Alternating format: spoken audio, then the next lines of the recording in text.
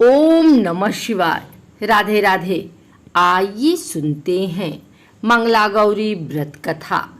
ईश्वर बोले, हे सनत कुमार, अब मैं अति उत्तम भौम व्रत का वर्णन करूंगा, जिसके अनुष्ठान करने मात्र से वैधव्य नहीं होता है। विवाह होने के पश्चात 5 वर्षों तक यह व्रत करना चाहिए।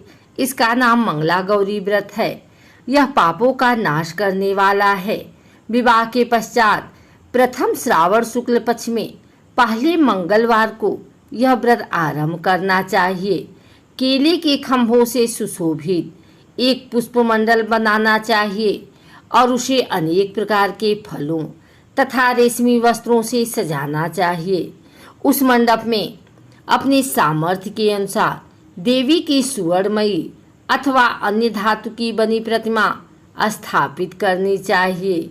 उस प्रतिमा को 16 उपचारों से, 16 दुर्वा दलों से, 16 चावलों से तथा 16 चने की दालों से मंगला गौरी नामक देवी की पूजा अर्चना करनी चाहिए और 16 बत्तियों से 16 दीप जलाने चाहिए। दही तथा भात का नैवेद्य भक्ति पूर्वक अर्पित करना चाहिए। देवी के पास ही पत्थर की सिल तथा लोढ़ा स्थापित करना चाहिए। 5 वर्ष तक इस प्रकार से करने के पश्चात उद्यापन करना चाहिए। माता को वायन प्रदान करना चाहिए, जिसकी विधि आप सुनिए। अपने सामर्थ्य अनुसार एक पल ब्राह्मण सुअर की अथवा उसके आधे प्रमाण की अथवा उससे भी आधे प्रमाण की मंगला गौरी की प्रतिमा निर्मित करनी चाहिए।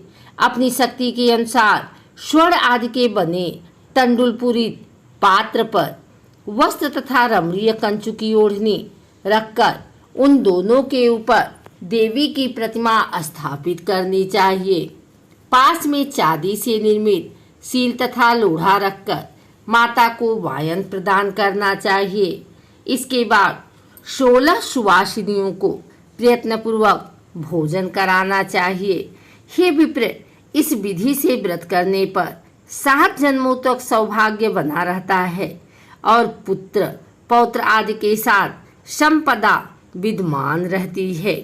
सनत कुमार बोले, सर्वप्रथम इस व्रत को किसने किया था और किसको इसका फल प्राप्त हुआ?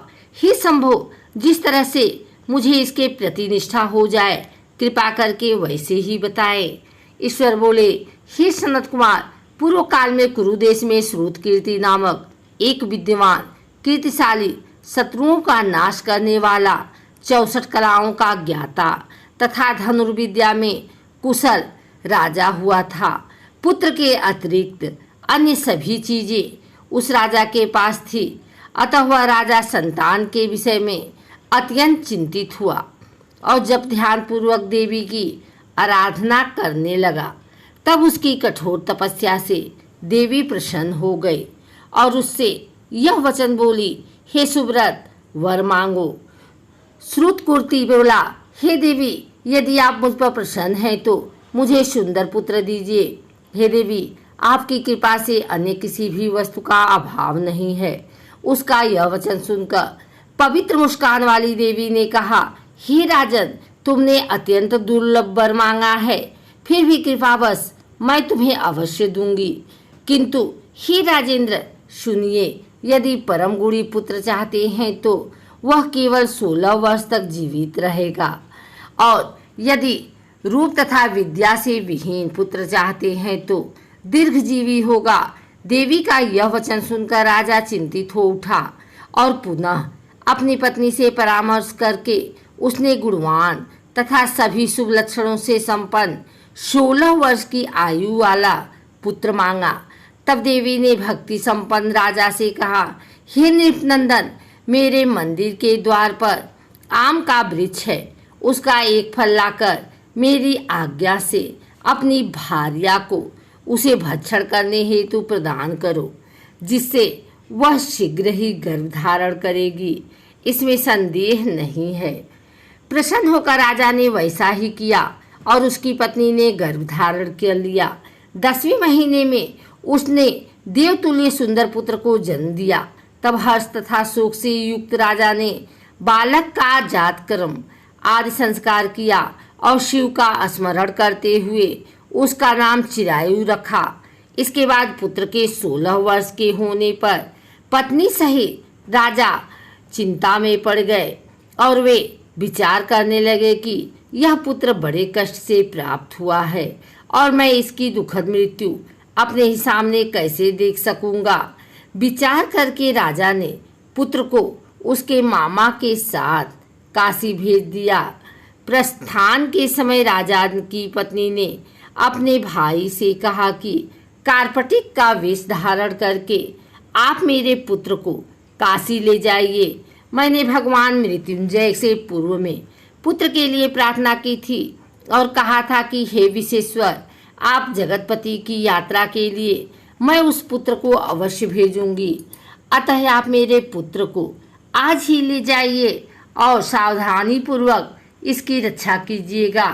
अपनी बहन की यह बात सुनकर भांजे के साथ वह चल पड़ा। कई दिनों तक चलते चलते वह आनंद नगर में पहुंचा। वहां सभी प्रकार के समृद्धियों से संपन्न वीरसेन नामक राजा रहता था। उस राजा की एक सर्वलक्षण संपन्न युवावस्था प्राप्त मनोहर तथा रूप लावण्यमयी मंगल गौरी नामक कन्या थी। सभी उपमानों को तुच्छ करके सौंदर्य अभिवृद्धि को प्राप्त कर वह कन्या किसी समय सखियों के साथ नगर के उपवन में क्रीड़ा करने के लिए गई हुई थी। उसी समय वह चिरायु तथा उसका मामा वे दोनों भी वहां पहुंच गए और उन कन्याओं को देखने की लालसा से वहीं विश्राम करने लगे। इसी बीच विनोद पूर्वक क्रीड़ा करती हुई उन कन्याओं में से किसी एक ने कुपित होकर राजकुमारी को रांडा कहा। यह कुवचन कह दिया। तब उस अशुभ वचन को सुनकर राजकुमारी ने कहा, तुम अनुचित बात क्यों बोल रही हो? मेरे कुल में तो इस प्रकार की कोई नहीं है। मंगला गौरी की कृपा से तथा उनके व्रत के प्रभाव से विवाह के समय जिसके सर पर मेरे हाथ से अक्षत पड़ेंगे, हे सखी, वह यदि अल्पायु वाला होगा तो भी चिरंजीवी हो जाएगा। इसके बाद वह सभी कन्याएं अपने अपने घर चली गई। उसी दिन राजकुमारी का विवाह था। वह ब्राहिक देश के दृढ़धर्मा नामक राजा के सुकेतु नाम वाले पुत्र के साथ उसका विवाह निश्चित किया गया था। वह सुकेतु विद्याहीन, कुरूप तथा बहरा था। तब सुकेतु के साथ आए हुए उन लोगों ने विचार किया कि इस समय कोई दूसरा श्रेष्ठ वर ले जाना चाहिए और विवाह संपन्न हो जाने के बाद वहां सुकेतु पहुंच जाए। उन लोगों ने चिरायु के मामा के पास जाकर याचना की कि आप इस बालक को हमें दे दीजिए जिससे हमारा कार्य सिद्ध हो जाए।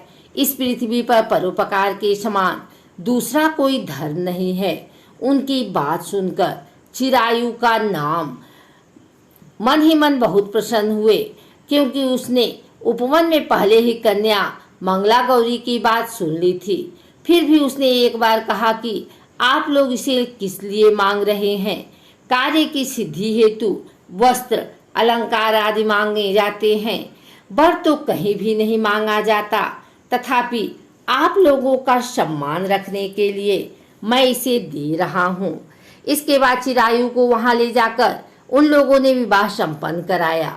सप्तपदी आदि के हो जाने पर रात्रि में शिव पार्वती की प्रतिमा के समक्ष उस चिरायु ने हर्ष युक्त होकर मंगला गौरी के साथ शयन किया।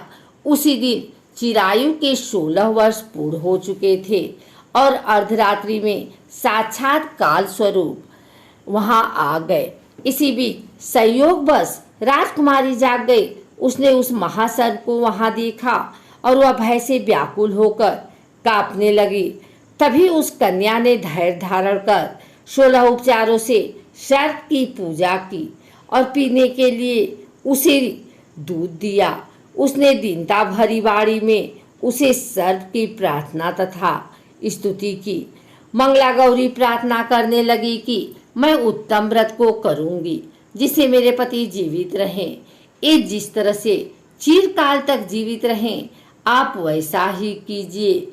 इतने में सर्प वहां स्थित एक कमंडलू में प्रवेश कर गया और उस मंगला गौरी ने अपनी कंचुकी से उस कमंडलू का मुंह बांध दिया। इसी बीच उसका पति अंगड़ाई लेकर जाग गया और अपनी पत्नी से बोला, हे प्रिय, मुझे भूख लगी है। तब वह अपनी माता के पास जाकर खीर, लड्डू आदि ले आई। उसके द्वारा दिए भोज्य पदार्थ को उसने प्रसन्न मन होकर खाया। भोजन के पश्चात हाथ धोते समय उसके हाथ से अंगूठी गिर पड़ी। तांबुल खाकर वह पुनः सो गया। इसके बाद मंगला गौरी कमंडलू को फेंकने के लिए जाने लगी। विधि की कैसी गति है कि उस कमंडलू से बाहर की ओर जगमग करती हुई हार कांति को देखकर वहां आश्चर्यचकित हो गए। घट में स्थित उस हार को उसने अपने कंठ में धारण कर लिया। इसके बाद कुछ रात शेष रहते चिरायु का मामा आकर उसे ले गया।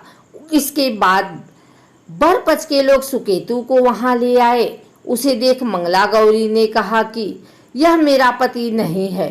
तब उन सभी ने उससे कहा, हे शुभे, तुम यह क्या बोल रही हो? यहाँ तुम्हारा कोई परिचायक हो तो उसे हम लोगों को बताओ। मंगला गौरी बोली, जिसने रात्रि में 9 रत्नों में बानी अंगूठी दी है, उसकी अंगुली में इसे डालकर परिचायक निशानी देख लें। मेरे पति ने रात्रि में मुझे जो हार दिया था, उसके रत्नों का समुदाय कैसा है, इस बात को यह बताएं।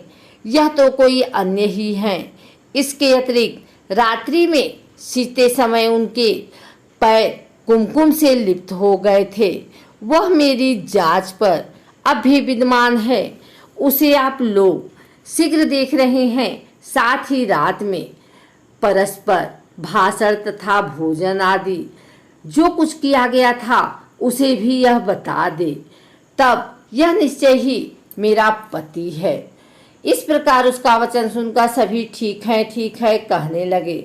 जब एक भी बात ना मिली तब सुकेतु को उसका पति होने से निषिद्ध कर दिया और वर पछवाड़े जिस तरह से आए थे उसी तरह से चले गए।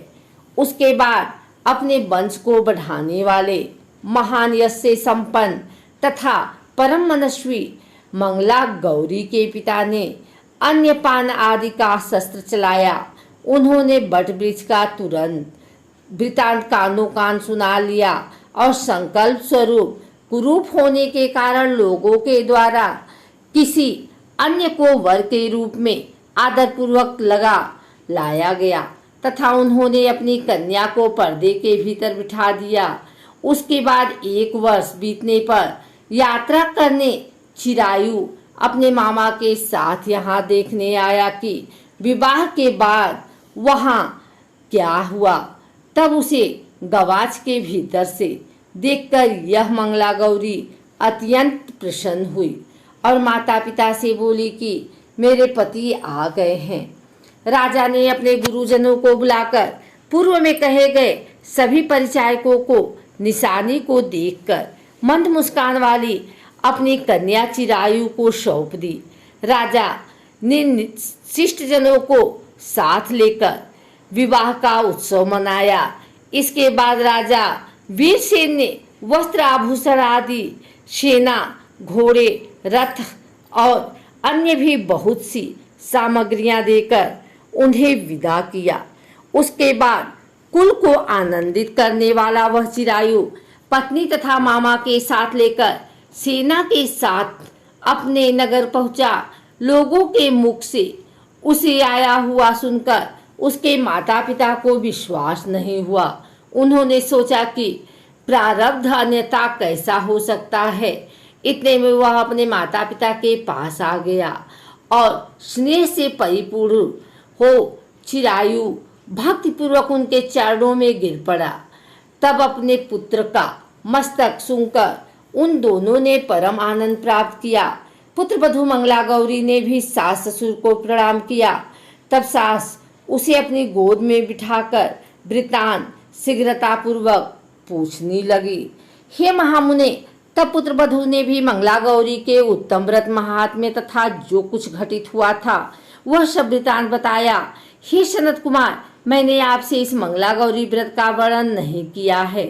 दिया जो कोई भी इसका श्रवण करता है अथवा जो इसे कहता है उसके सभी मनोरथ पूर्ण हो जाते हैं, इसमें संदेह नहीं है। सूत जी बोले, हे ऋषियों, इस प्रकार शिव जी ने मुस्कुरा करके मंगला गौरी व्रत बताया और उन्होंने सभी कार्यों को पूर्ण करने के लिए कहा।